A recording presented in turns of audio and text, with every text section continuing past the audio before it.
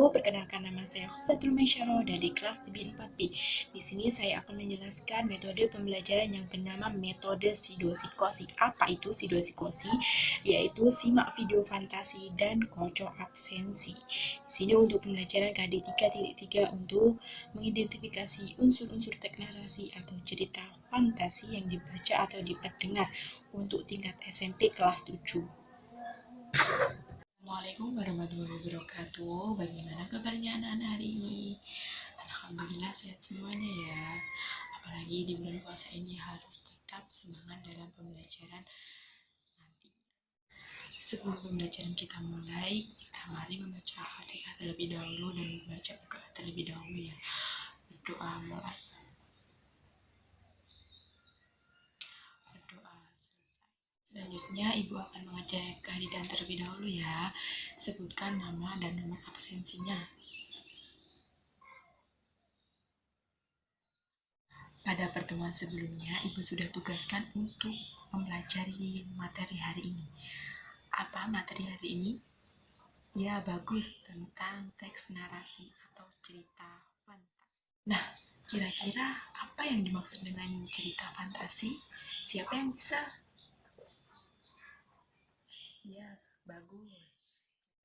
Selanjutnya, ciri umum teks cerita fantasi. Ada apa saja cirinya? Terus ciri yang kedua apa? Ya, ada ceritanya. Lalu yang ketiga, ya bagus, menggunakan berbagai latar atau lintas. Terus ciri yang kedua apa? Ya, ada ceritanya. Lalu yang ketiga, ya bagus, menggunakan berbagai latar atau lintas. Terus ciri yang kedua apa? Ya, ada ceritanya. Lalu yang ketiga, ya bagus, menggunakan berbagai latar atau lintas. Terus ciri yang kedua apa? Ya, ada ceritanya. Lalu yang ketiga, ya bagus, menggunakan berbagai latar atau lintas. Terus ciri yang kedua apa?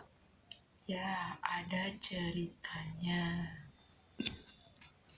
Lalu yang ketiga, ya bagus, menggunakan berbagai latar atau lintas. Terus ciri yang kedua apa? Ya, ada ceritanya. Lalu yang ketiga, ya bagus, menggunakan berbagai latar atau lintas. Terus ciri yang kedua apa? Ya, ada ceritanya. Lalu yang ketiga, ya bagus, menggunakan berbagai latar atau lintas. Terus ciri yang kedua apa? Ya, ada ceritanya. Lalu yang ketiga, ya bagus, menggunakan berbagai latar atau lintas. Terus ciri yang kedua apa? Ya, ada ceritanya. Lalu yang ketiga, ya bagus, menggunakan berbagai latar atau lintas. Terus ciri yang kedua apa? Ya, ada ceritanya. Lalu yang ketiga, ya bagus, menggunakan berbagai latar atau lintas. Selanjutnya ciri yang keempat. Cirinya ada apa? Ya bagus, ada tokoh yang unik. Tokoh dalam cerita fantasi bisa diberi watak atau ciri yang unik yang tidak ada dalam kehidupan sehari-hari. Selanjutnya, cerita fantasi itu ada dua jenis. Siapa yang bisa menjawab? Ya, bagus. Cerita fantasi itu ada dua jenis, yaitu pertama berdasarkan kesesuaian dunia nyata, yang kedua sesuai latar ceritanya. Yaitu unsur-unsur cerita fantasi. Unsur-unsur cerita fantasi ada apa saja? Ya, ada latar, ada apa lagi? Ada tema, ada watak, ada setting, betul, ada aman. Sebelum kita beranjak ke rumahnya, nanti ibu akan mengirimkan contoh video fantasi ke grup kalian. Sebentar ya, saya akan mengirimkan. Sudah masuk ya. Nah, ibu memberi waktu 15 menit untuk menyimak contoh video cerita fantasi yang sudah ibu kirimkan ke grup kalian ya. Selanjutnya ciri yang keempat. Cirinya ada apa? Ya bagus, ada tokoh yang unik. Tokoh dalam cerita fantasi bisa diberi watak atau ciri yang unik yang tidak ada dalam kehidupan sehari-hari. Selanjutnya cerita fantasi itu ada dua jenis. Siapa yang bisa menjawab? Ya, bagus. Cerita fantasi itu ada dua jenis, yaitu pertama berdasarkan kesesuaian dunia nyata, yang kedua sesuai latar ceritanya. Nah, yaitu unsur-unsur cerita fantasi. Unsur-unsur cerita fantasi ada apa saja?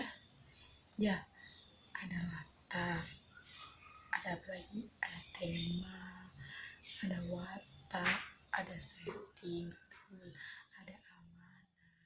Sebelum kita beranjak ke rumahnya, nanti ibu akan mengirimkan contoh video fantasi ke grup kalian. Sebentar ya, saya akan mengirimkan. Sudah masuk ya. Nah, ibu memberi waktu 15 menit untuk menyimak contoh video cerita fantasi yang sudah ibu kirimkan ke grup kalian ya. Nah, sebelum ibu akan mengakhiri pada pembelajaran hari ini, ibu akan menjelaskan sedikit ya. Jadi, cerita fantasi itu genre cerita yang berbentuk khayalan, angan-angan, dan imajinasi pengarang ya. Nah, anak-anak semuanya namanya juga teks fantasi ya, teks yang penuh khayalan. Tetapi khayalan itu bisa dikatakan menarik karena dikaitkan dengan kehidupan yang nyata.